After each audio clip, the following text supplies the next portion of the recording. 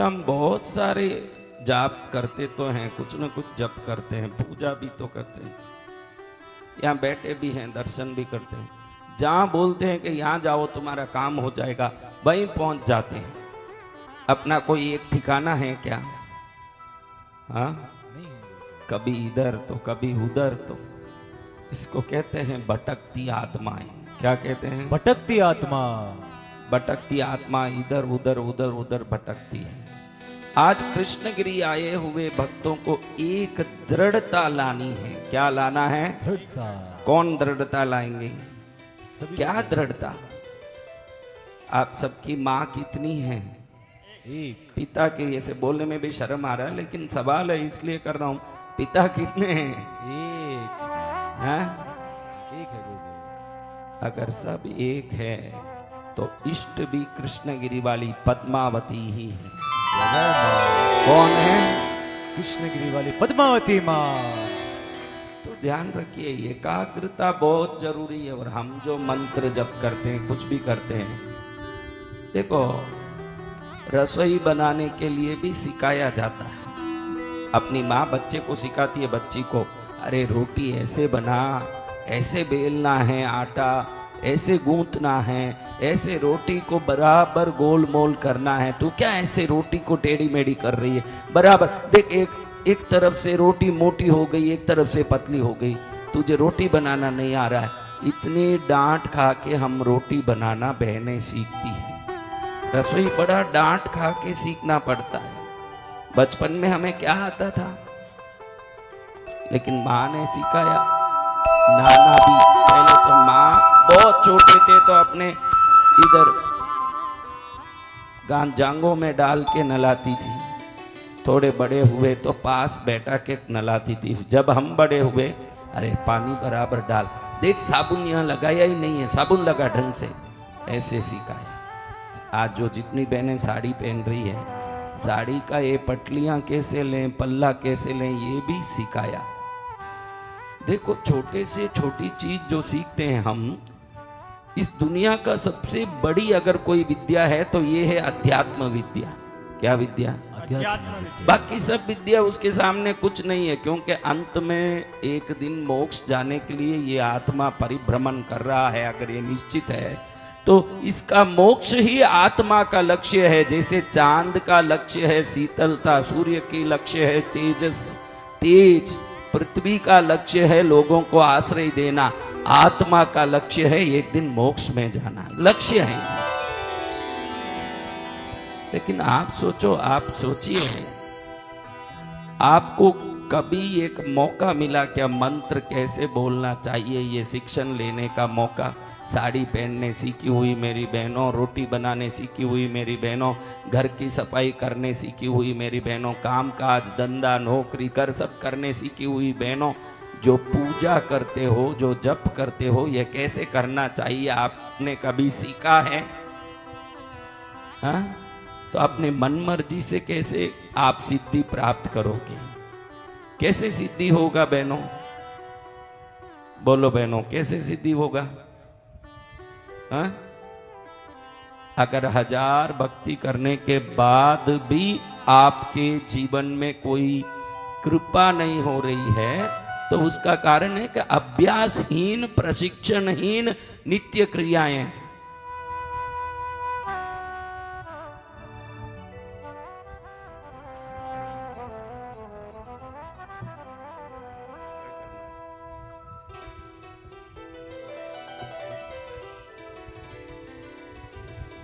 तो महाराज, नित्य क्रियाओं का अभ्यास अध्यात्म में भी होना चाहिए। किसी भी ऑफिस में प्रैक्टिस नहीं हो उसको नौकरी देंगे क्या?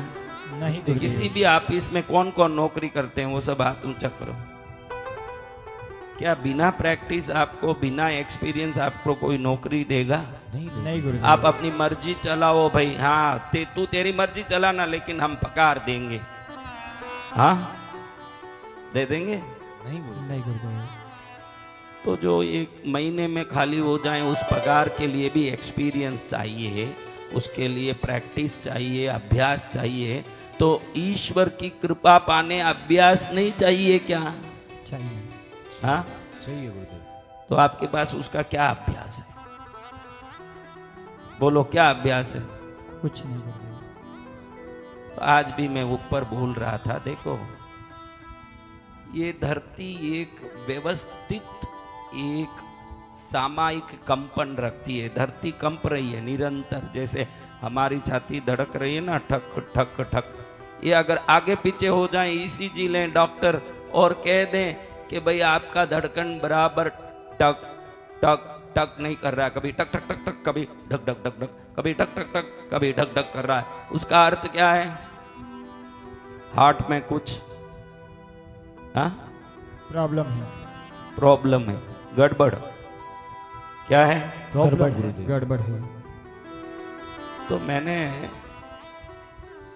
कई बार कोशिश की और लोगों को बोला कि ये जाप करो, तो मैं देखता हूं कि वो लोग उस जाप को, अभी आज सुबह क्या हुआ, आप सब साधना कक्ष में थे ना, सुबह क्या हुआ, हमने बोला ओम बम बटुकाय नमः जाप करो। इतना सरल है, उसको सरलता से करना।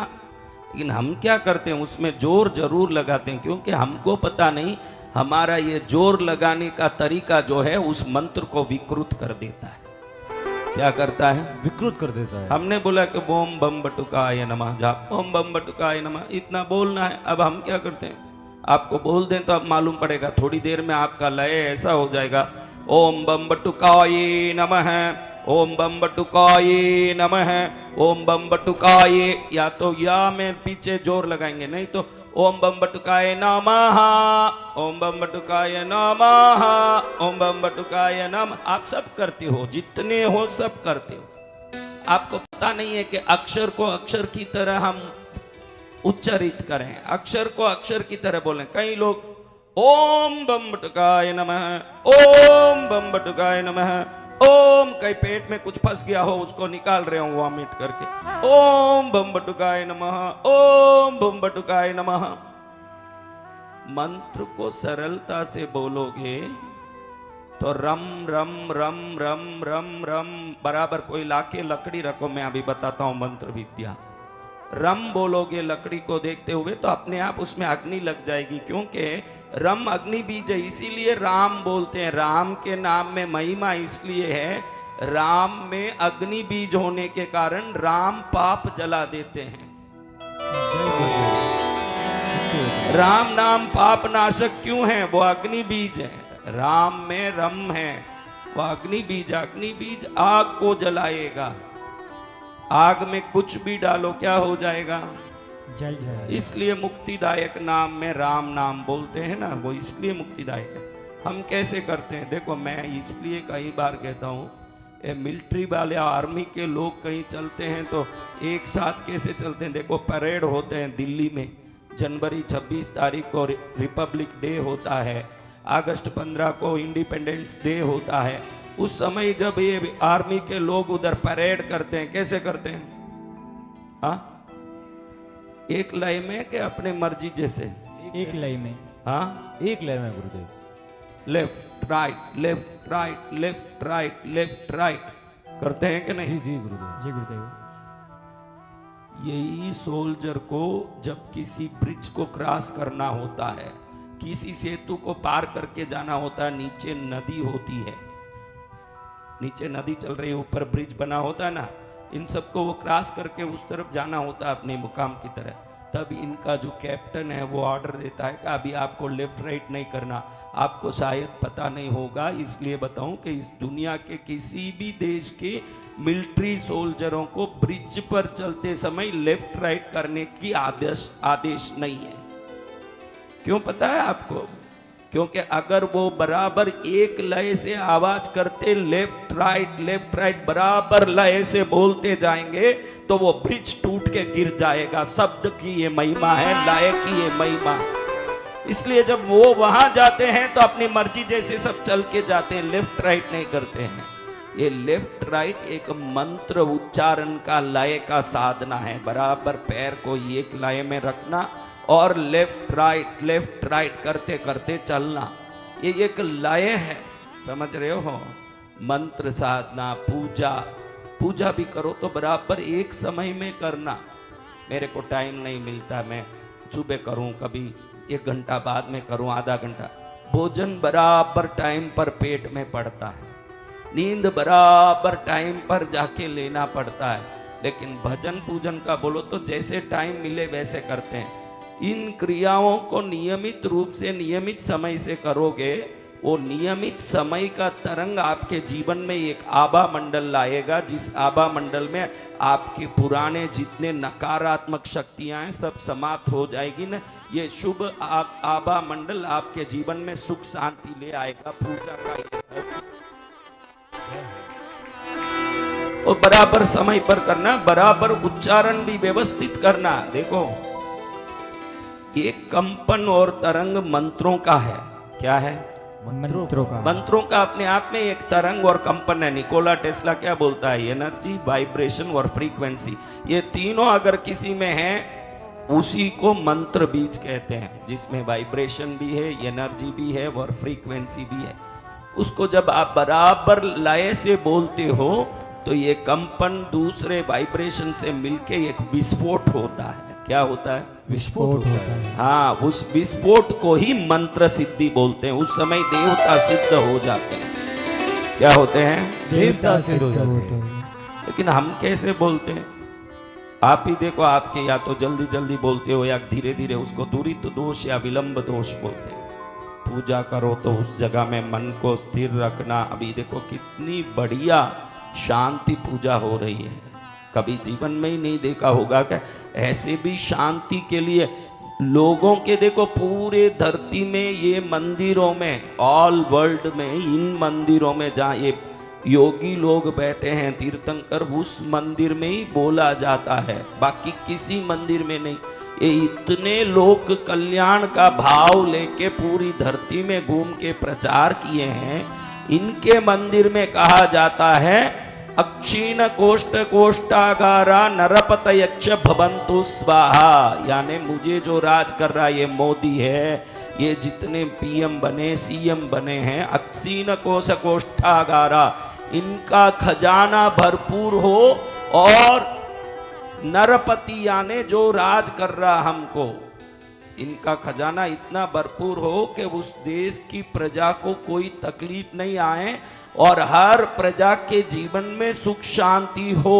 ऐसे 365 दिन भी ये तीर्थंकरों के मंदिर में प्रार्थना ओम ग्रह चंद्र सूर्यांगारक बुध बृहस्पति शुक्र शनीश्वर राहु केतु सहिता स लोकपाला सोम यम वरुण कुबेर वासवादित्य स्कंद विनायकोपेता, कार्तिकेय भगवान, गणपति भगवान, स्कंद विनायकोपेता, ये चान्ये भी ग्राम नगर क्षेत्र देवता दयस्ते, ग्राम देवता, क्षेत्र देवता, नगर देवता की दया से दयस्ते, अक्षीण कोश कोष्ठागारा नरपते यक्ष भवन्तु स्वाहा। ये जो तीर्थंकर योगी जिस मंदिरों में बैठे हैं उन मंदिरों में 365 दिन भी हर व्यक्ति जो इस विश्व में है उसके हर एक के मंगल के लिए और उनको राज करने वाले प्रधानमंत्री, मुख्यमंत्री और नेताओं के खजाने में पैसा भरपूर हो, ताकि वो प्रजा को कर लेके परेशान ना करें और राज सुख शांति से हो, जिससे प्रजा सुखी हो। ये प्रार्थना 365 दिन भी करके ये पूजाएं की जाती है इन मंदिरों में। हर जगह नहीं होता।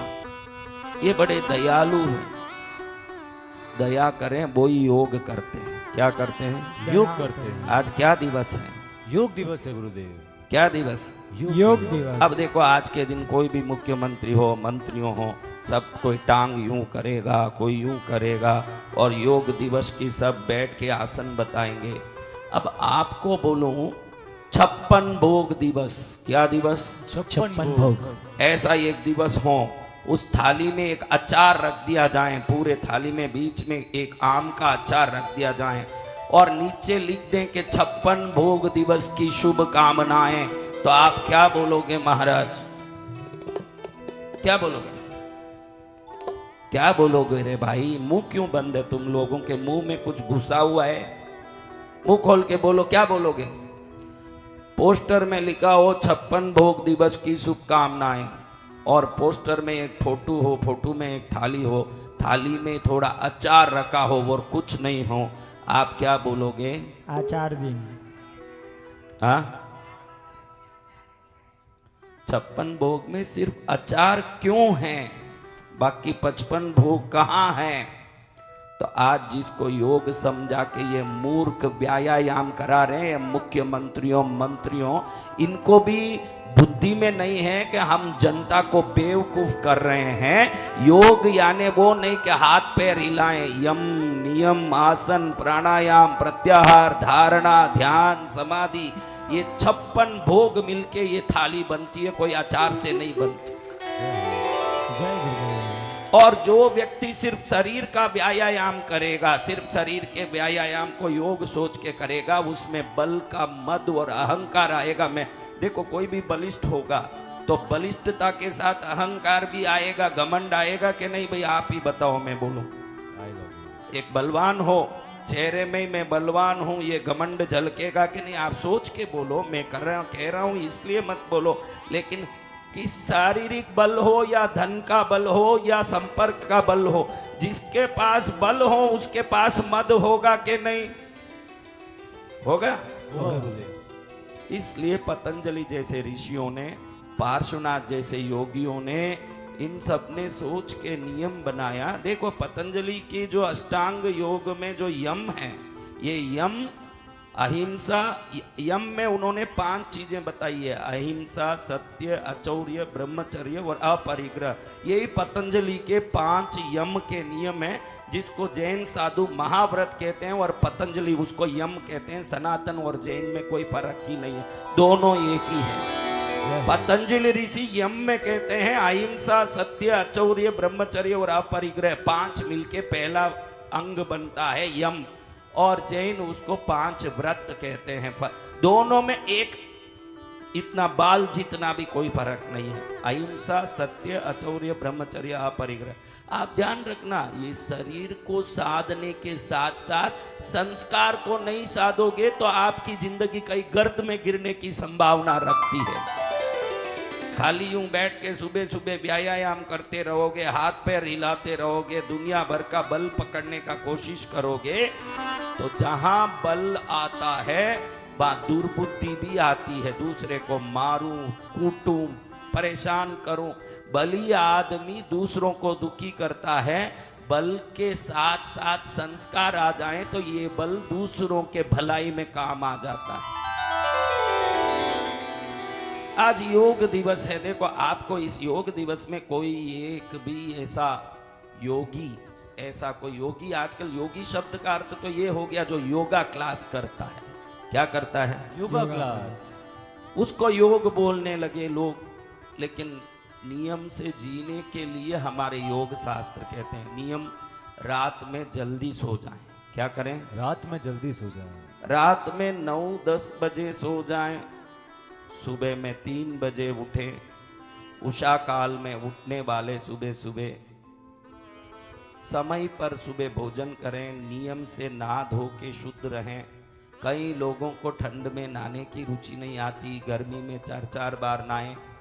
अपना नियम व्यवस्थित जिसके पास नहीं है, उसका शरीर उसके लिए निश्चित विपरीत काम करता है। जब भी आप नहाते हो ध्यान रखना, शरीर को नहलाने से 2 प्रयोजन है, आपको एक प्रयोजन ही मालूम है। शरीर का स्नान करते हो कि नहीं भाई? आपको पता है कि मेल निकालने के लिए शरीर का स्नान करते। क्या निकालने के लिए? मेल निकालने के लिए। आपको पता नहीं है कि मेल निकालने के अलावा आपकी बॉडी टेम्परेचर है 96.8 और वातावरण होता है 58 डिग्री सेल्सियस 52 48। तो बॉडी को टेम्परेचर से अलाइन करने के लिए जो क्रिया हम करते हैं, सिर्फ मेल निकालने के लिए नहीं, अंदर की गर्मी या ठंडी को बाहर की गर्मी या ठंडी के साथ संतुलित करने की विद्या को ही स्नान कहते हैं। उस समय ये शरीर बाहर के उष्णता या शीतलता से स्वयं ही अलाइन हो जाता है। इसलिए पुराने जमाने में लोग संध्या काल में नहाते थे, सूर्योदय में नहाते थे। अब कितने, अब 11 बजे नहाते हैं, 10 बजे नहाते हैं। जब सूर्य उदय होता है अचानक तापमान बदलता है। जब सूर्यास्त होता है अचानक तापमान बदलता है, एक दिन में 2 बार तापमान बदलता है। सूर्यास्त होते ही अंधारा आता समय एक तापमान, सूर्योदय होते ही उजाला आते समय एक तापमान। इस तापमान के साथ स्वयं को संतुलित करने के लिए पुराने ऋषि मुनियों ने देखा कि जब भी आप पानी डालते हो, आज पानी पीने का भी विकार आ गया है।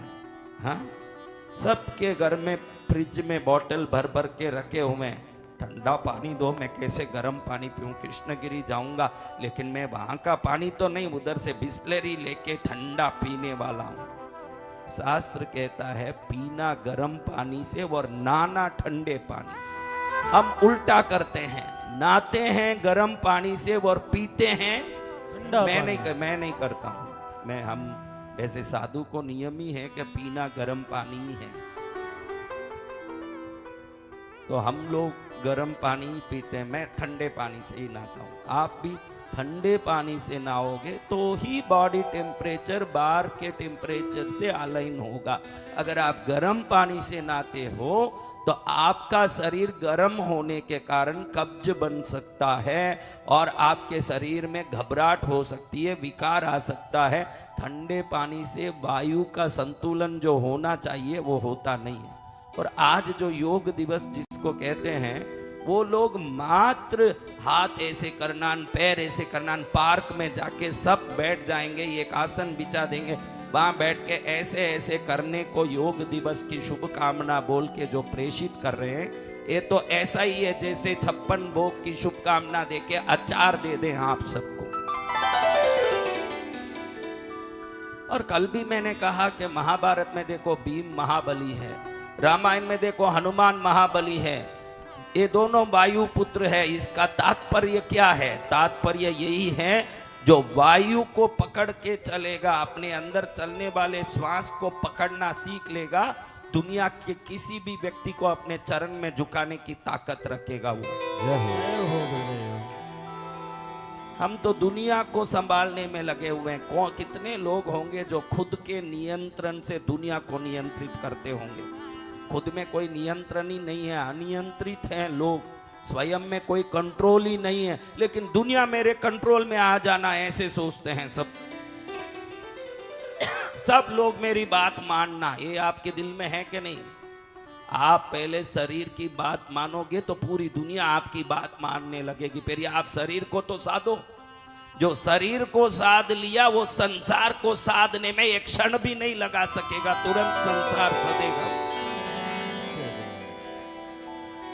इसलिए पतंजलि जैसे ऋषियों ने, ये देखो ये सब योग मुद्रा में बैठे हैं, अंदर जितने ये योगी बैठे हैं, आपका पुण्य है कि आप योग दिवस में किसी महायोगी के मंदिर में बैठे हो। कितने भाग्य आपके, बड़े भाग हैं कि आज योग दिवस में हम किसी मुख्यमंत्री के, मंत्री के टांग हिलाने, क्योंकि वो कभी जिंदगी में कुछ नहीं करेगा। आज के दिन कुछ हाथ पैर ऐसे करके फोटो निकाल के पोस्ट देगा, राम जाने के वापस अगले योग दिवस में ही करने वाला है। क्योंकि योग वो नहीं है जो दुनिया को दिखाने के लिए किसी पार्क में आसन डाल के की जाती है। शुद्ध हवा, शुद्ध वातावरण में स्वयं को नियंत्रित करने के लिए जिन विद्याओं का प्रशिक्षण जो व्यक्ति करता है, उस प्रशिक्षणों में मन में संस्कार भी होना चाहिए। आप बोलोगे कि योग के साथ आपके विचार भी जुड़े हुए हैं। योग वो नहीं कि शरीर को साधता है, योग आपके मन को भी साधता है। अगर आप सुबह सुबह कोई गाली बोल के देखो, एक दिन सुबह उठ के, वो पूरा दिन आपके लिए दुखदाई बनेगा। देख लेना, कहीं ना कहीं घटना घटती रहेगी। योग शास्त्र कहता है सुबह उठ के 10 बजे तक अगर तेरे दिन को तो मिठास के साथ संभालता है तो बाकी के पूरे दिन को प्रकृति संभाल लेता है, तुझे संभालने की जरूरत नहीं। हम सुबह सुबह उठते ही चिड़चिड़ करते करते उठते, अरे जल्दी जाना है, कहाँ पड़ा है, थैली कहाँ पड़ी है, चाबी कहाँ है, गाड़ी में पेट्रोल नहीं है। अरे वो तुझे पहले दिन देखना था कि तेरे स्कूटर में पेट्रोल है, ऑफिस जाऊंगा तो चलेगा या नहीं, मेरे चाबी कहाँ है, मेरे बैग कहाँ है, मेरा पर्स कहाँ है। सुबह उठते ही बच्चे भी, मम्मी बैग कहाँ है, मेरा स्कूल बैग नहीं दिख रहा है, मेरा पुस्तक नहीं दिख रहा है। बच्चे भी अनियंत्रित, बाप भी अनियंत्रित, और माँ चिड़चिड़ करती, अरे इन सबको नाश्ता बना बना के थक गई है ना, इनको नाश्ता डाल के भेजो, फिर दोपहर का भोजन इनको डाल के भेजो, मैं कोई इस घर की नौकरानी हूँ जो 24 घंटा इनके लिए करती रहूं। ये नई बोली हो, एक औरत यहाँ हो ऐसे कि भाई मैं इस घर की कोई नौकरानी आई हूँ जो रगड़ती रहूं इनके लिए, ऐसे एक बार भी जिंदगी में बोली नहीं। ऐसी एक औरत है वो हाथ उठाए कि मैंने बोला नहीं महाराज। तेरे घर के लिए कर रही है, तेरे भले के लिए कर रही है, पड़ोसी के लिए तो कर नहीं रही है, कि सामने वाले के लिए कर नहीं रही है, तो इतनी सुना के क्यों करती है? जब मुंह को बंद रख के संयमित रहेगी तो ये भी योग क्रिया में ही आता है, संयम भी योग है, सत्य भाषण भी योग है। मन में आवे जैसे झूठ बोलना, हाँ? कोई ऐसे ही पूछता है, यहाँ एक दूसरे जुड़ जाते हैं आके, आप कहाँ से हो, आप कहाँ से हो, भोजन कर लिया? अभी इसने किया नहीं, सीधा कह सकते भोजन नहीं किया। अब उसको राजी रखने के लिए हाँ कर लिया, कर लिया। हमारे मुंह से कितनी बार झूठ निकलती है? आप बोलो, आपने कितनी बार झूठ बोला, गिनती है? नहीं गुरुदेव, हाँ? नहीं गुरुदेव। सत्य बोलना भी योग है। आप योग को ये मत समझना कि टांग ऐसे सीधा कर लिया, हाथ ऐसे कर लिया और कोई ना कोई एक आसन कर लिया, शीर्षासन, भुजंगासन, मयूरासन, कोई ना कोई आसन कर लिया तो मैं योगी हो गया। योगी वो नहीं जो शरीर को हिलाता है, योगी हो वो है जो मन को नियंत्रित करता है, और मन और शरीर एक दूसरे से जुड़े हुए हैं। आप देखो, जब भी फोन आता है, किसी से बात करते हो, अपने आप चलने लगते हो कि नहीं, इधर से उधर चलते चलते बात करने लगते हो, क्योंकि जब आपका विचार आपको हिलाने लगता है तो शरीर अपने आप हिलता है। इसलिए हमारे पतंजलि जैसे ऋषि मुनियों ने मन को वश में करने ही आसन बताए हैं, शरीर का बल बढ़ाने आसन नहीं बताया। जो आसन करेगा, शरीर को नियंत्रित रखेगा, उसका मन भी नियंत्रण में रहेगा, इसीलिए आसन करना। शरीर का बल बढ़ाने के लिए आसन नहीं करना। फिर प्राणायाम, मैंने कई बार कहा है, आज तक कहता आया हूं कि आपके सोमवार, बुधवार और शुक्रवार को सुबह 4 बजे से 6 बजे के अंदर आपके लेफ्ट नोज से हवा निकलनी चाहिए। कौन से दिनों में? 4 से 6 के अंदर देखो तो सोम, बुध और शुक्रवार को आपके लेफ्ट नोज से हवा जानी, यानी आपकी ईड़ा काम करनी चाहिए, आपकी चंद्र नाड़ी काम करनी चाहिए। मंगलवार को, शनिवार को और रविवार को, ये 3 दिन जीवनी तरफ की नासिका चलनी चाहिए। ये प्रकृति का नियम है। 600 करोड़ लोग भी ऐसे ही जीने के लिए बनाए गए हैं प्रकृति के द्वारा, लेकिन एक का भी श्वास ऐसे व्यवस्थित नहीं रहता। उसकी हवा कहीं जा रही है तो बुद्धि भी कहीं जाती है। गुरुवार को मैंने बताया कि गुरुवार के दिन अगर शुक्ल पक्ष है तो डाबी नासिका में जानी चाहिए, कृष्ण पक्ष है तो जीवनी नासिका में हवा जानी चाहिए। आपके हवा में आपकी तकदीर लिखी है। इसीलिए रामायण और महाभारत में देखो तो वायु पुत्र हनुमान और भीम ही दुनिया के सबसे बलवान शक्ति बने। वायु में सब कुछ है। उस वायु को बांध के कुंभक करना, रेचक करना, पूरक करना, ये प्राणायाम। मन को वश में रख के झूठ नहीं बोलना, हिंसा नहीं करना। हम देखो हिंसा की तो बात क्या, मंदिर में बैठ के जगह पकड़ने के लिए ऐसे लड़ते हैं कि माँ कान में हाथ रख लेती है। मंदिर सब यूं यूं करे, वही बहनें लड़ने वाली है जो यहाँ आके यूं यूं, हाँ हम तो बड़ी सिद्ध साध्वियां हैं। यही औरतें लड़ने वाली है, बैठने के लिए एक दूसरे को ऐसे लड़ेगी कि पद्मावती सहदा जो ऐसे करती है न ऐसे करती है, तुम लोग आते हो तो ऐसे करके बैठी रहती है। ये आ गई, अब लड़ने लगेगी। मन में संयम हो, सत्य बोलने के भाव हो। क्या बोलना? सत्य बोलना। कृष्णगिरी से कुछ मेरे से आशीर्वाद लेना चाहते हो तो संस्कारी होने के प्रयत्न करेंगे, ये भाव प्रार्थना करके जाओ तो भी माँ का आशीर्वाद मिल जाएगा। मैं आपको सरल सवाल से इसको समझा सकता हूं। एक नालायक को कौन आशीर्वाद देगा? आप ही बताइए। आप बताइए, आप आशीर्वाद चाहिए क्या आपको? किस किस को आशीर्वाद चाहिए? मैं आपको सवाल पूछ रहा हूं, आपकी बात नहीं कर रहा हूं। मैं तो कॉमनली एक सवाल पूछ रहा हूं कि एक नालायक को कौन आशीर्वाद देगा? उससे कोई बड़ा नालायक होगा वही तो देगा। भाई नालायक को कौन आशीर्वाद देगा? उससे बड़ा नालायक होगा। एक चोर को उससे बड़ा चोर ही आशीर्वाद देगा। चलो आज से और भी आगे बढ़ो, कौन आशीर्वाद देगा? हाँ, उससे बड़ा महाराज। आप ही बोलो। एक नालायक को उससे बड़ा नालायक, चलो तुम भी मेरे जैसे बनो, ऐसे आशीर्वाद कौन देगा? उससे बड़ा नालायक। एक नालायक साधु के पास आया हो, साधु बोलो कि तुम भी मेरे जैसे बनो, बन पाएगा? नहीं बन पाएगा। तो इनसे आशीर्वाद चाहते हो तो आशीर्वाद के लिए क्या क्या मांगो वो आपकी मर्जी। आशीर्वाद लेने लायक मेरा जीवन है या नहीं ये पहले देखो, उसको सुधारो, अपने आप आशीर्वाद मिलेगा।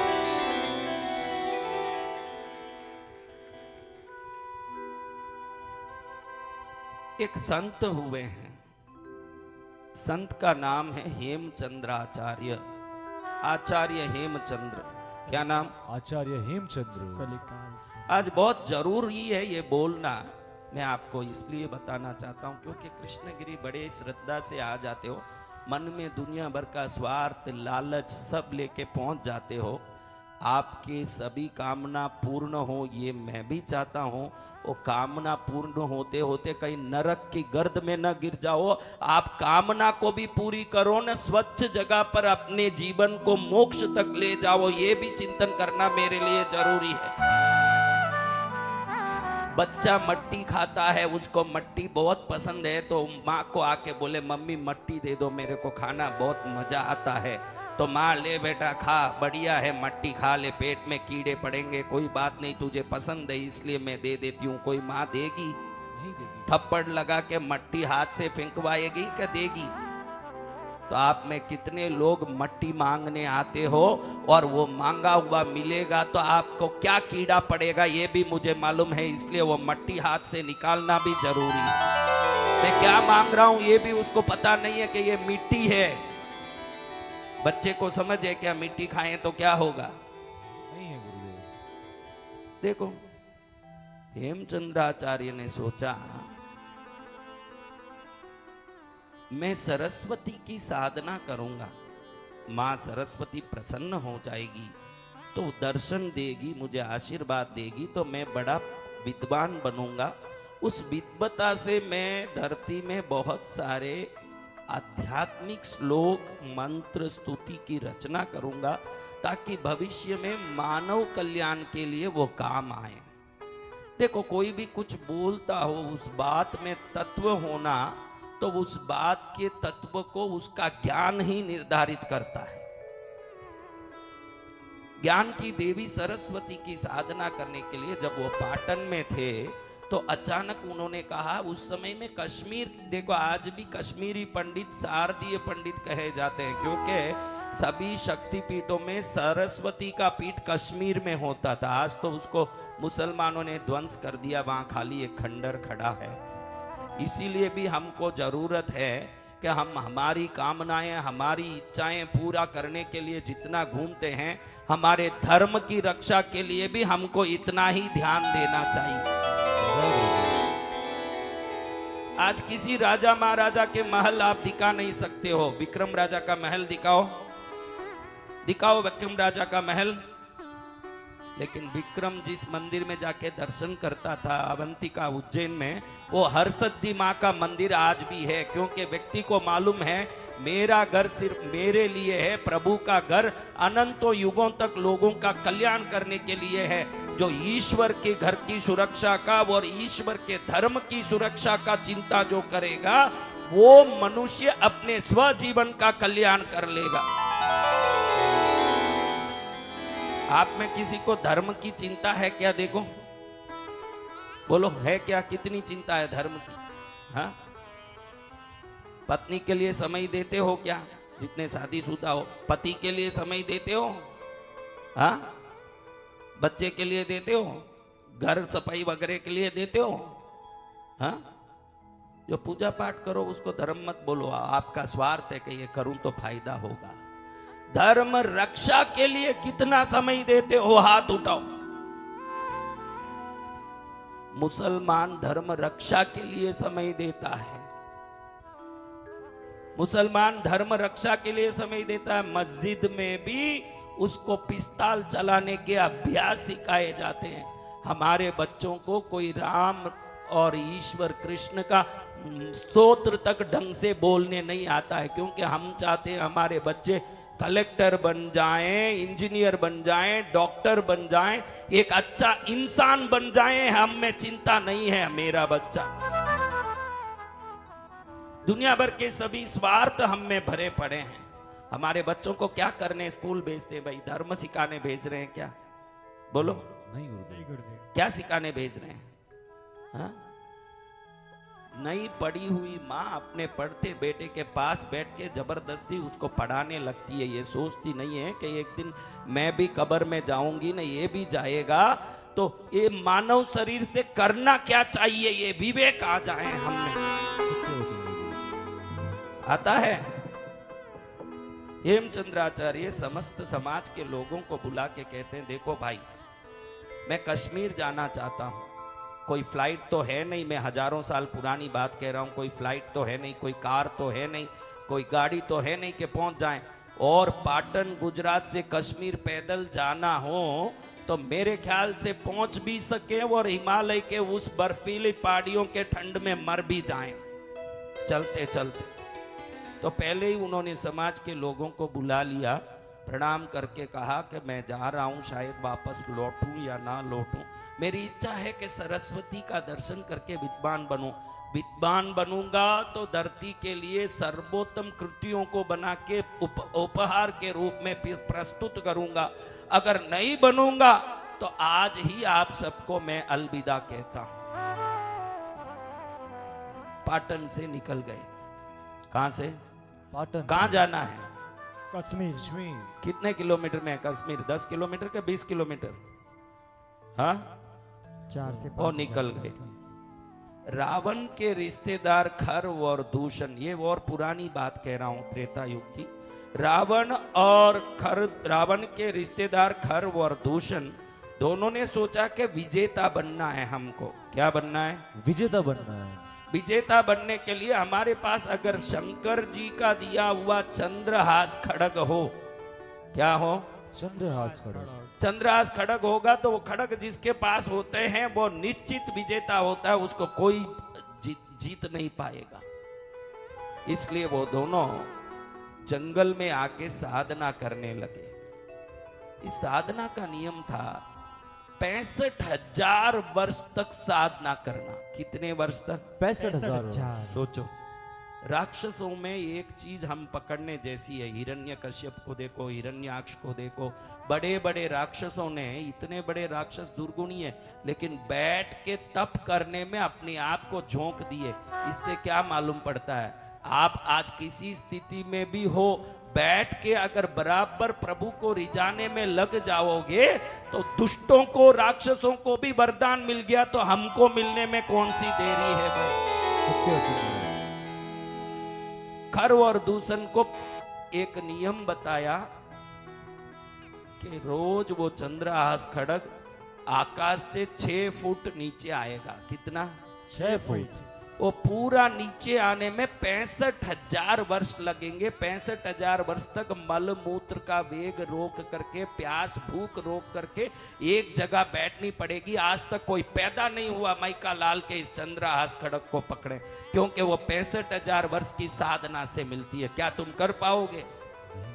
खर्व और दूषण ने कहा कि हर हालत में हमको उसको प्राप्त करना है। दोनों बैठ गए और नैमिषारण्य में बैठ करके वो उस साधना को प्रारंभ करते हैं। 65,000 वर्ष बिता दिए। कितने? 65,000 वर्ष। एक दिन बाकी है। कितना दिन? एक दिन। अब वो खड्ग उतरते आते, अब एक ही दिन बाकी है, तो कितनी दूरी में रहेगी? गणित से आप बताओ। 6 फुट दूरी में, क्योंकि एक दिन में कितने फुट दूरी में आती थी? 6 फुट। हर दिन 6 फुट उतरती थी, तो अगले दिन हाथ में आना हो तो अब कितनी दूरी में होगी? 6 फुट। करोड़ों सूर्यों की तरह तेजस उसमें से प्रकाश निकल रहा है उस खड्ग तलवार से। वो सिर्फ 6 फुट ऊंचा है। दूषण कहता है अपने भाई कर को कि देखो 6 फुट ऊंचा, अभी एक दिन साधना करके क्या करना, ले लो इस तलवार को, खड़े होके यही हाथ में आ जाएगा। तो कर कहता है दूषण को, भैया हम 65,000 वर्ष बैठ गए, तो एक दिन बैठ के इसको हाथ में आने दो, इसको हाथ में आने दो। हाथ में आने दो, क्यों इस तपस्या में कुछ अधूरापन रखना, बैठो एक दिन कर लेंगे, कल अपने हाथ में ही आ जाएगा ये तलवार, इसको ले जाएंगे और विजयी बनेंगे। क्या बनेंगे? विजय बनेंगे। तो बैठ के एक दिन के इंतजार में तपस्या कर रहे हैं। इधर हेमचंद्राचार्य पाटन से हजारों किलोमीटर चलने के लिए समाज से विदाई लेके निकल गए। मन में सोच रहे हैं कि मैं कश्मीर पहुंच भी पाऊंगा, क्योंकि मैं साधु हूं, चप्पल तो पहन नहीं सकता, मैं कोई वस्तु साथ नहीं रख सकता, मैं गर्मी ठंड के लिए ऊन के वस्त्र पहन नहीं सकता। वो इतना -डिग्री ठंड में मैं चलूंगा, कहीं मेरी हड्डियां गल जाए, मेरे को कोई सिंह शेर हाथी जैसे वन्य पशु आके जंगलों में खा न जाए। फिर भी मैं सोचता हूं कि इस धरती में शुभता लाने के लिए मेरा प्रयास जो है मुझे करना चाहिए। 12 किलोमीटर चले और रात में कहीं जाके एक जगह ठहर गए। पूरी रात में उनको यही सोच आ रहा है कि कितने वर्ष बाद मैं कश्मीर पहुंचूंगा, इतने वर्ष बाद कश्मीर पहुंच के भी सरस्वती दर्शन देगी या नहीं, अगर वो दर्शन देने तैयार है तो मैं जिंदा पहुंचूंगा कि नहीं, ऐसे सोच ही बैठे बैठे सोच रहे, नींद नहीं आ रहा है।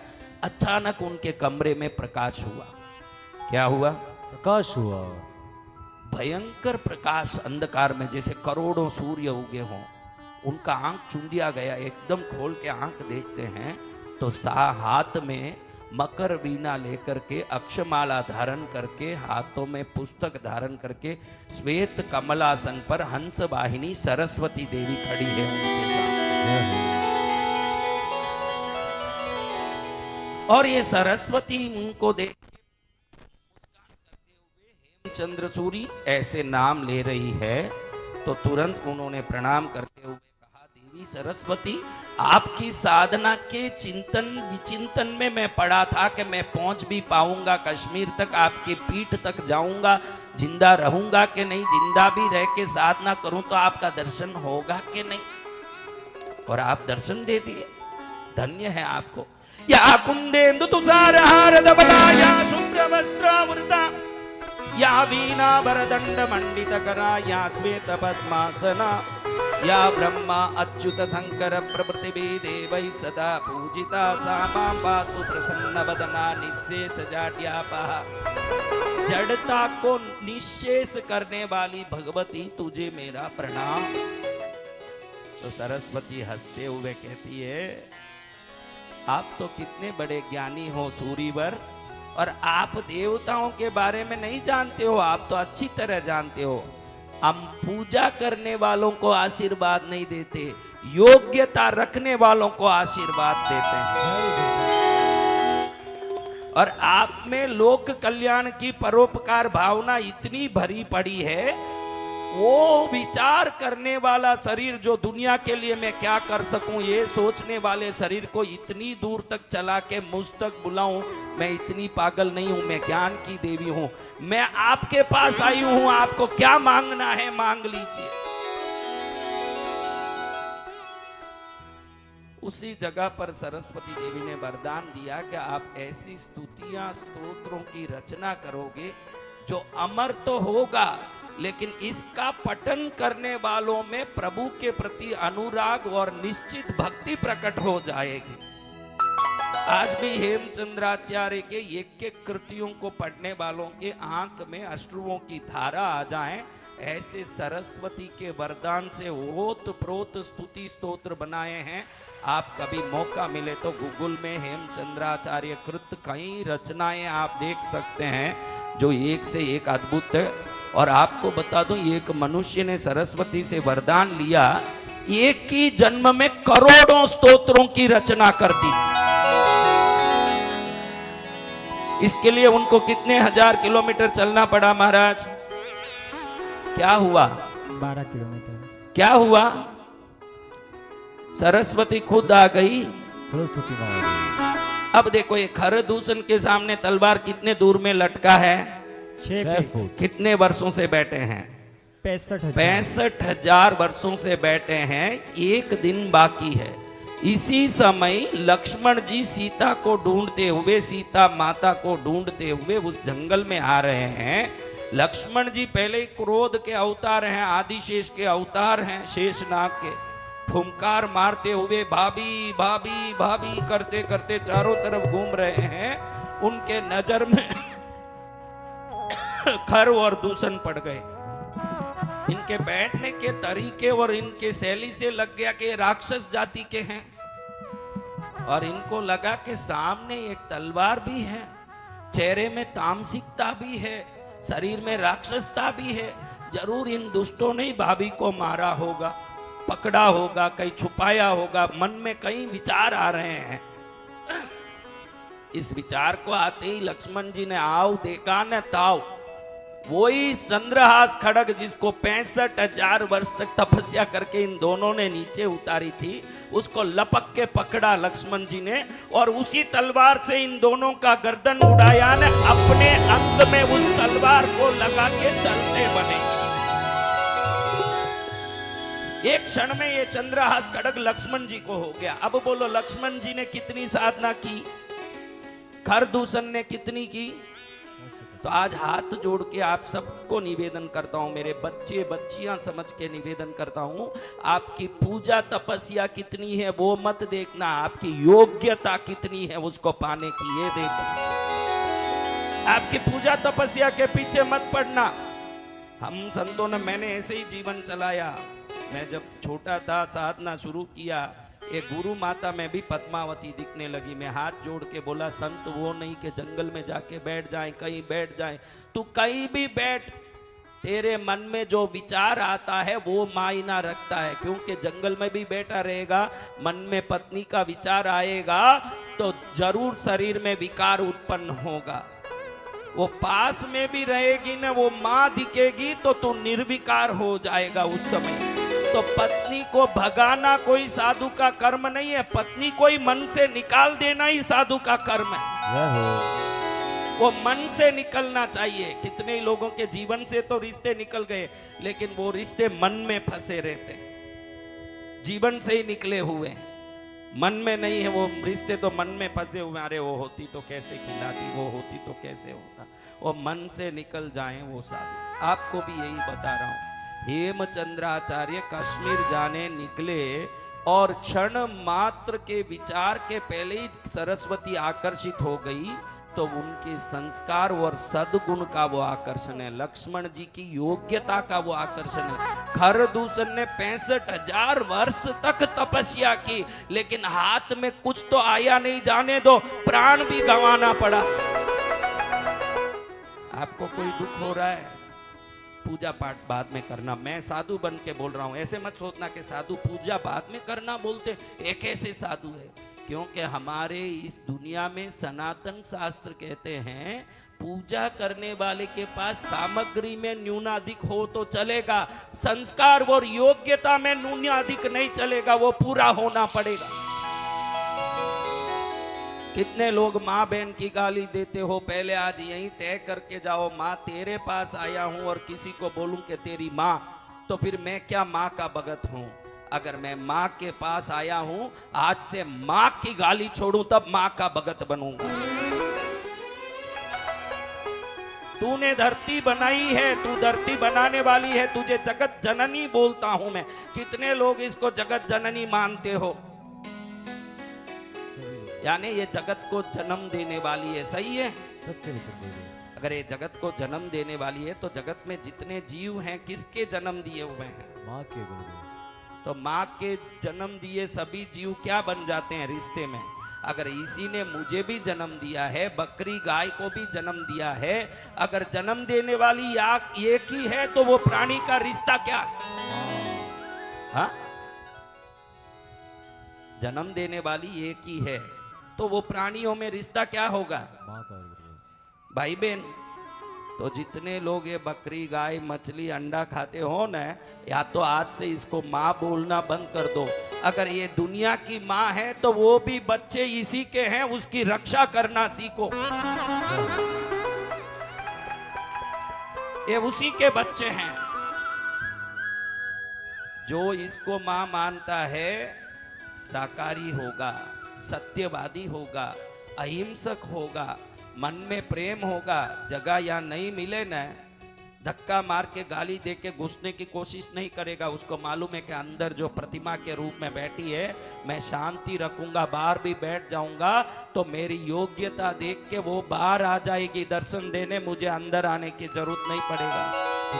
और धक्का मार के झगड़ा करके आगे आ भी जाऊं और वो नाराज हो गई तो वो अंदर होते हुए भी अंतर्धान हो जाएगी, दिखेगी नहीं मुझे।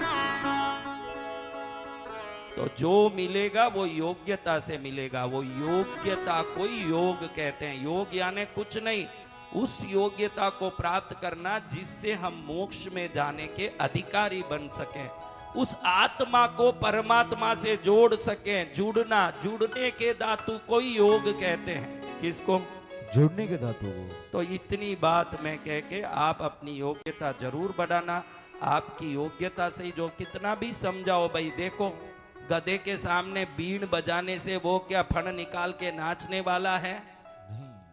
तो मेरे को कई बार मेरी माँ कहती है कि इनके सामने भव भव करता है, ये कौन से सुधरने वाले हैं। लेकिन दिल की दया मेरी ये सोचती है कि कुछ कह के देखे, शायद इसमें एक सुधर गया तो भी मेरा कहना सार्थक हो जाएगा। कितने? एक। हाँ, एक भी सुधरते जाएं तो कितना ही कहना। एक आदमी भी वर्ष में 6 बकरी काटता है तो वो अपने जीवन में करीब 600 बकरी काट लेता है। एक सुधरेगा तो भी 600 बकरियों को अभय मिलेगा, मैं ये सोचता हूँ। एक सुधरेगा क्योंकि आप 36 कोम कृष्णगिरी आते हो। कृष्णगिरी की ये महिमा है कि यहाँ की पद्मावती और यहाँ के गुरु दोनों आपको अच्छे लगते हैं, तो अच्छों को अच्छे लगने तक मत रखो, उनकी बातों को भी अच्छा है ये सोच के पाने की कोशिश करो। खाली मैं अच्छा लगूं, मेरा फायदा उठाओ, चलेगा नहीं। मेरे शब्द भी आपको अच्छे लगने चाहिए। मुझे गुरु अच्छे लगते हैं लेकिन गुरु की वाणी अच्छी नहीं लगती है, ये मूर्ख है। हमारे शब्दों को पकड़ के चलो, आपके जीवन में कल्याण होगा। आज आपको भी ज्ञान मिल गया, योग दिवस पर मेरा संदेश भी पहुंच गया दुनिया को। योग दिवस पर यही कहना चाहता हूं कि ये जितने मंत्रियों संतरियों ये हाथ पैर उठा के पोस्ट देते हैं फोटो में, पहले इनको बंद करवाना चाहिए। क्योंकि ये एक योग दिवस की गलत धारणा लोगों में बैठा रहे कि एक्सरसाइज करना योग है। ये गलत धारणा लोगों में बैठा रहे और एक्सरसाइज करने वाली स्वार्थी वर्ग बढ़ती जा रही है। शुगर है, एक्सरसाइज कर लो। बीपी है, एक्सरसाइज कर लो। बॉडी बिल्ड करना है, एक्सरसाइज कर लो। शरीर की चिंता से योग शुरू नहीं हुआ है, आत्मा की चिंता से योग शुरू हुआ। योग शरीर की चिंता से शुरू नहीं हुआ। तो ऐसे योग दिवस की आप सबको भी शुभकामना देता हूं, जिसका असली योग अर्थ हो, जिसका अर्थ असली हो, जिसका तत्व असली हो, जिसका तात्पर्य असली हो। अब हम पूजन शुरू करें। क्या पूजन? क्या पूजन? बृहत शांति स्नात्र। किस किस को शांति चाहिए? सभी को चाहिए गुरुदेव। हाँ, देखो ये जितने योगी हुए हैं ना, इनमें एक विशेषता है। क्या है विशेषता? विशेषता ये है कि वो जन्म लेने के लिए पेट में आए ना, तभी ये योगियों में वो योग शक्ति काम करने लग गई। क्या काम करने? योग शक्ति। अचिरा नाम की एक स्त्री थी। क्या नाम? अचिरा। रानी थी। क्या थी? रानी। रानी की महिमा क्या कहें भाई, बड़ी रानी है। उसके अपने पति राजा हैं, चक्रवर्ती हैं। चक्रवर्ती तो 6 खंड के अधिपति होते हैं, लेकिन उनके नियंत्रण में होते हुए भी एक बार ऐसे दावानल भड़का कि पूरे 6 खंडों में आग लग के सब जगह संपूर्ण आग से चीजें जल जल के धू धू होने लगी। मकाने जलने लगी, वन जलने लगे, पेड़ जलने लगे, पौधे जलने लगे। बहुत प्रयत्न करके भी आग को रोक नहीं पाए। क्या नहीं कर पाए? रोक नहीं पाए आपको। आग को रोक नहीं पाए। जैसे नवनाथ हुए हैं ना, नाथ संप्रदाय में नवनाथ हुए हैं कि नहीं, वैसे ये योगी 24 होते हैं। हर एक समय में 24 नियमित 24 होते हैं। इन योगियों में ये अचिरा माता तब गर्भिणी थी। क्या थी? गर्भिणी। इसको लगा कि 6 खंड में, 6 देश की बात नहीं कह रहा हूं, 6 खंड में आग मारी लगी हुई। ये महामारी से बीमारी भी लग गई लोगों को, कहीं आग लगी, कहीं रोग लगा, कहीं कष्ट हुआ। वो दया के मारे सोचती है कि ये मेरी प्रजा है, मैं रानी हूं, मेरा कर्तव्य है मेरे प्रजा की रक्षा करूं, लेकिन मैं कैसे करूंगी, ऐसा सोच के दुखी हो रही है। लेकिन आपके घर में कहीं आग लग जाए, कुछ हो जाए, तो आप ये थोड़ा पानी ले जाके डालोगे कि नहीं? डालेंगे गुरुदेव। ये बच्चे की तरह सोचती हुई बचपने बालकपने की बुद्धि से ये अचिरा देवी क्या की, थोड़ा सा मुट्ठी भर के जल ली और उस जल को लेके पूरे दूर दूर तक दिखने वाले रोगियों के कष्ट निवारण की प्रार्थना करते हुए, आग को शमन होने की प्रार्थना करते हुए ऐसे पानी लेके ऐसे डाली, मुट्ठी भर की पानी। और देखो तो एक क्षण में कोई जादू हुआ, जैसे दूर दूर तक सभी देशों में आग अपने आप बुझ गया ना, रोग अपने आप शांत हो गए। राजा को आश्चर्य हुआ कि महीनों से आग बुझाने की कोशिश कर रहे हैं, महीनों से रोग निवारण की दवाई लोगों को देने की कोशिश कर रहे हैं, कोई ठीक नहीं हुआ। इतने मुट्ठी भर पानी से कोई ठीक हो सकता है? ज्योतिषियों को पूछा राजा ने कि ये कैसे हुआ। ज्योतिषियों ने प्रश्न कुंडली बनाई। क्या बनाई? प्रश्न कुंडली। 2 कुंडलियां होती है, एक आपकी जन्म कुंडली, जन्म समय के हिसाब से आपके आज के तारीख की स्थिति बताना, जन्म कुंडली। प्रश्न कुंडली यानी जो सवाल किया जाता है उस समय के लग्न के अनुसार जवाब दिया जाता हो, यह प्रश्न कुंडली। राजा ने प्रश्न किया ज्योतिषों को कि कल रानी ने मुट्ठी भर पानी लेके उछाला और पूरे 6 खंडों में रोग, अग्नि, दुख सब शमन हो गए, कैसे हो सकता है? ज्योतिषियों ने कुंडली बना के देखा तो उन्होंने कहा, राजन, इस कुंडली के हिसाब से जरूर ये भगवती अचिरा देवी गर्भिणी है। क्या है? गर्भिणी। कुंडली बता रही है कि वो गर्भिणी है। क्या है? गर्भिणी। इसके पेट में ऐसे महायोगी आए हैं, उस महायोगी के कहीं भी आने मात्र से पूरी धरती में शांति हो जाएगी, अशांति रहेगी नहीं। क्या हो जाएगी? पूरी धरती पे शांति हो जाएगी। तो जब गर्भ पूरा हुआ, बच्चे का जन्म हुआ, 12वें दिन नामकरण का संस्कार का दिन आया, तो नामकरण करने के समय राजा चक्रवर्ती ने अचिरा देवी के पुत्र को गोद में, यानी अपने पुत्र को राजा गोद में लेते कहे, जिस बालक के आने से पूरे रोग अग्नि का शमन होके शांति हुआ, इस बालक का नाम मैं शांति कुमार रखता हूं। क्या नाम रखता हूं? शांति कुमार। और वो जहां जहां जाने लगे वहां सब स्वतः ही चमत्कार होने लगा, हर जगह शांति होने लगी। योगियों में श्रेष्ठ योगी के रूप में ये शांति कुमार आज भी शास्त्रों में, जिनको भी अशांति हो, हम एक ही चाहते हैं गुरुदेव, सब चीज बाद में आए, पहले मेरे घर में शांति का आशीर्वाद दे। तो ये शांति, आपको पता नहीं है कि क्या पूजा चल रही है, इसलिए मैं आपको समझा रहा हूं। बाद में उन्होंने, शांति कुमार ने अपना चक्रवर्ती पद छोड़ के, वो इतना बड़ा 6 खंड, 6 देश नहीं बोल रहा हूं, आसियाई, यूरोपियाई, ग्रीस, अफ्रीकन, जैसे 6 खंड की पृथ्वी है, पूरे पृथ्वी के चक्रवर्ती थे वो। एक क्षण में अपने चक्रवर्ती पद को ठुकरा दिया और सन्यासी बन गए, साधु बन गए। उनको पूछा कि आप क्यों साधु बन रहे हो? वो बोले, मैं चक्रवर्ती बन के इन पर राज करना नहीं चाहता, साधु बन के इनको संस्कार देना चाहता हूं सबको। जब वो चक्रवर्ती से साधु बन गए, उनका नाम नाथ संप्रदाय में जैसे होता ना, मत्स्येंद्र नाथ, गोरखनाथ, वैसे इनका नाम भी हो गया शांतिनाथ। क्या हो गया? शांतिनाथ। तो ये शांतिनाथ का स्मरण जहां भी होता है उधर निश्चित चमत्कारिक शांति हो जाती है। इसलिए शास्त्र जानने वाले शांतिनाथ शांतिनाथ ऐसे जाप करते हैं तो शांति हो जाती है। अब जो पूजा हो रही है उस पूजा में हम वहां बैठे हैं ना अंदर भगवान, वो शांतिनाथ जी की ही हम पूजा कर रहे हैं। जय हो। किन की पूजा कर रहे हैं? शांतिनाथ जी। क्या आएगी? शांति। किस किस को चाहिए शांति? सभी को चाहिए गुरु भगवान। तो इसलिए थोड़ा सा संक्षिप्त बता दिया कि क्यों हम ये शांति पूजा, भाई आप शांति पूजा तो कर रहे हो, किसकी कर रहे हो, क्या कर रहे हो? जिनके जन्म लेने के पहले गर्भ में थे तभी छहों खंडों की रोग मारी अग्नि शमन हो के परम शांति प्राप्त हो गई हो, तो वो स्वतः ही उनका नाम लो तो क्या नहीं हो जाए, उनके नाम से क्या नहीं आ जाए।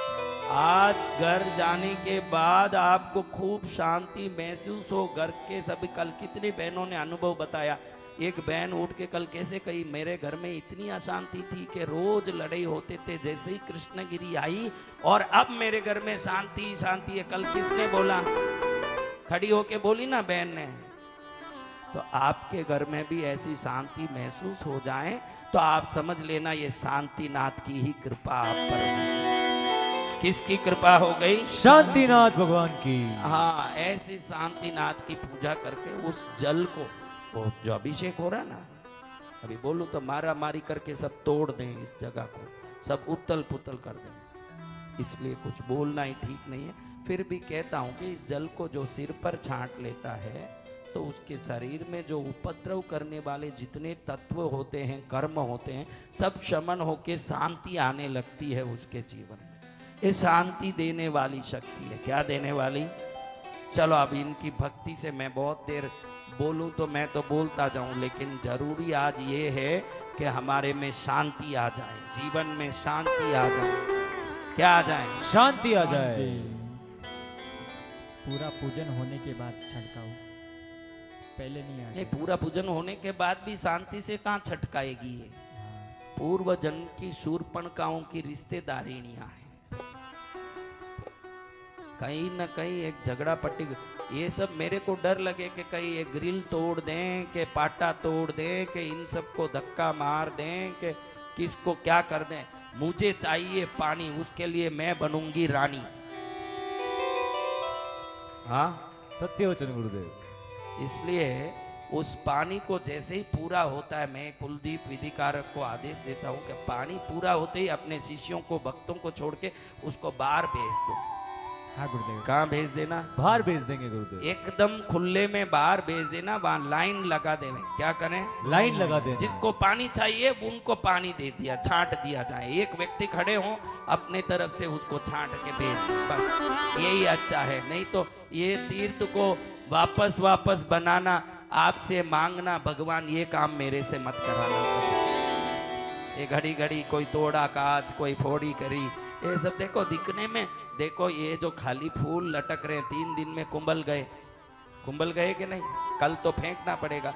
वो 2 लाख ये तोरण का 2 लाख लेके गया है। कितना? 2 लाख। हाँ, 2 लाख के फूल 3 दिन में कुंभल जाएंगे। वो 2 लाख लेने के लिए कोई 500 रुपया दे रहा, कोई 1000 रुपया दे रहा। आए हुए सब रखने तब 2 लाख इकट्ठा होता है ना, 2 दिन में वो फूल बन के बाहर फेंका जाता है। कितने खर्चे हैं, क्या क्या खर्चे, आप ही देखो तो मालूम पड़ेगा, इतना लफड़ा है। हाँ, कई बहनों तो बोल रही है कि यही रह जाएं क्या महाराज? क्यों भाई, क्या बात है? आदमी भी कहता है यही रह जाऊं क्या? क्यों रे भाई? नहीं, पत्नी के हाथ से इतना बढ़िया भोजन मिलता नहीं है महाराज, यही आनंद से रह जाएं, यही जिंदगी निकल जाएगी हमारी। तेरी तो जिंदगी निकल जाएगी, मेरी जिंदगी कैसे निकलेगी ये देखना। चलो अभी हम पूजन शुरू करें। पूजन होने के बाद एक शांति विधान जो हरदम होता है ना, यहाँ देखा आपने शांति विधान, कल भी हुआ, परसों भी हुआ। वो शांति विधान यही शांतिनाथ भगवान के नाम से होता है। आपके घर में कभी कोई भी अशांति हो, हे शांतिनाथ प्रभु शांति दो। जिनके गर्भ में आने से ही शांति होने के कारण उनका नाम कारण नाम है। ऐसे आप लोग आजकल नाम रखते हो, ऐसे नहीं रखा। उनका जीवन ही शांति देने के लिए हुआ, इसलिए उनका नाम ही शांति रख दिया। क्या रख दिया? शांति। तो ऐसे शांतिनाथ का नाम ले लोगे, आपके घर में कभी अशांति नहीं हो सकती। इसकी गारंटी लेके चलता हूं मैं, इसकी गारंटी मैं ले रहा हूं। किसको मेरी गारंटी चाहिए? ले लो मेरे से गारंटी।